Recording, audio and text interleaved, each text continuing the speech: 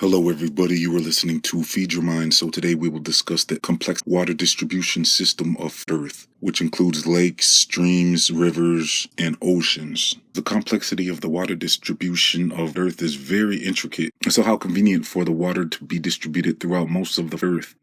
So in your local city, you might notice a lake somewhere nearby, and what is going on with that lake? Why is it there? Most scientists will try to say there was a meteor impact that caused that lake, or most scientists like to say there's some type of glacier movements that happened somewhere around 20,000 years ago where these glaciers formed all of these lakes. But the thing is, why don't these lakes overflow when it rains? And they actually seem to remain pretty level throughout the year. And so we know for sure that a large amount of these lakes have some type of river system or a stream system that helps regulate the water levels. And so this water system that is set up is actually pretty complex. And you pretty much have to conclude that this lake system and stream system is too convenient for it to be by chance. From what I've observed, pretty much every single lake in the world is connected to one river system, which is connected to the ocean. And all bodies of water are connected to the world's bodies of water. So on this earth, there's really only one body of water. And so when you're at your local lake, you're looking at water that is flowing throughout the entire world. Now check out my video, Water is Not What You Were Told, for much more information about this, because when you go to your lake, you will see waves in the water even if there's no wind. So waves are not what we were told. And so I'll leave a link in the comment section in the description box so you can check out the secrets about waves. There's some type of underground system of rivers and streams where water can be distributed as well, because not all lakes have streams and rivers running out of them. But according to my research, most of them do. Just look at how the water system and the lakes are connected with the river systems to distribute water throughout the earth. It's pretty complex. And so scientists are insisting that these lakes and river systems are randomly formed by glaciers and stuff. But the way these waters flow throughout the earth just has to be an intelligent design. And so we already know that water does not curve. And with the earth being about 70% water, we must conclude that the earth is flat because water is always level. It can never be demonstrated to curve when laying in a large body of water. The argument about water droplets is null and void because that's when water is falling. When water is laying flat in a large body, it does not curve around an object. It doesn't matter if I put a ball in the bottom of a pool, you won't see any indication of the surface of the water curving over that ball. And it's one of the biggest proofs of a flat earth. And now when you add in the complex water system that lakes and rivers reveal to us, we must conclude that these rivers and lake systems are by intelligent design in order to distribute water throughout various parts of the earth. I also remember reading in the book of Genesis that river systems were created to help distribute water. I believe it was the Euphrates and some other rivers that were created to carry water throughout the earth.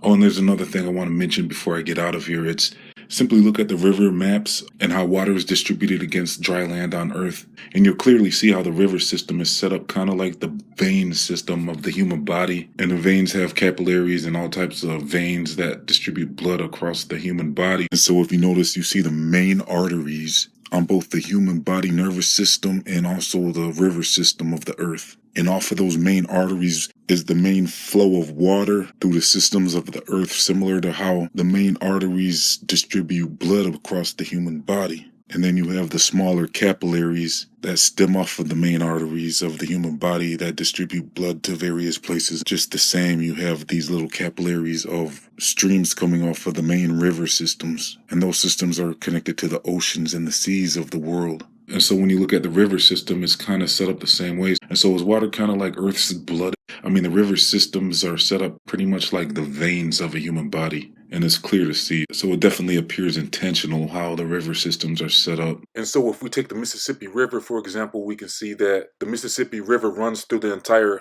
North America continent, and it fuels all the lakes, as every river appears to be connected to this one river, which is kind of like the main artery. And so an interesting thing to mention is that on a curved earth, that would mean at certain points of this Mississippi River, water would have to travel uphill before reaching the southern part of the continent to flow out through the Gulf of Mexico. Because the river is actually 2,320 miles. Now, if you look at the globe curvature map, there's an 8-inch drop for every mile squared, and that comes out to around 700 to 1,000 miles of curvature drop. So that comes up to like a giant hill on the earth. You can't have a hill just go down. A hill has to go up and then down. It's not a one-way street when it comes to a curve. So at some point within that 2,320 miles of Mississippi River, the globe Earth would have to curve upwards at a certain time before it starts going down. And I want to know, how is it possible for water to run uphill within that curvature formula? And if you look at the map of America, you can easily see how the water flows and works its way throughout all the dry lands of America just to distribute water. And so this whole water distribution system and how it appears, and you can see clearly how it